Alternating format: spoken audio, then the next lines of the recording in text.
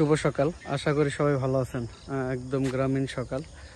গ্রামের মানুষের একটা জিনিস খেয়াল করবেন, গ্রামের মানুষ আশেপাশের মানুষের খোঁজ খবর খুব দারুণভাবে নেয়।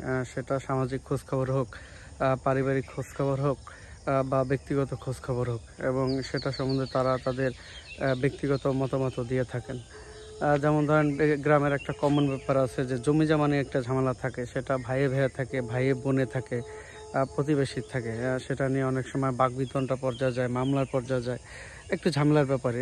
দেখবেন যে গ্রামের কিছু লোক আছে যাদের জমি কম থাকে বা থাকে না, তারা দেখবেন একটা মতামত এসে দিবে যে আমাদের জমি নাই, আমরা বাইচাই গেছি।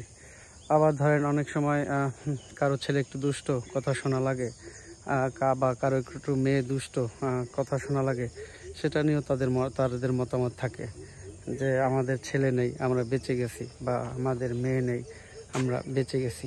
এগুলো সাধারণত যার যেটা থাকে না, তারা এগিয়ে আসেন এইসব ব্যাপারে মতামত দিতে। তো আমার কাছে মনে হয় থাকার যন্ত্রণাটাই ভালো। কারণ কিছু থাকা মানে হচ্ছে সেটা আপনার সুরক্ষা কবচ। সেটা আপনার ভবিষ্যতে আপনাকে বাঁচিয়ে রাখা বা স্মরণ করার একটা ব্যাপার থাকে থাকার ভিতরে। সো না থাকার চেয়ে থাকার যন্ত্রণা সবসময় ভালো। যারা থাকে না এবং এটা নিয়ে কথা বলে, তারা আসলে একটা তৃপ্তি পেতে চান এসব কথাবার্তা বলে। দিন শেষে তাদের আফসোসই থাকে। ভালো থাকবেন। আল্লাহ হাফেজ।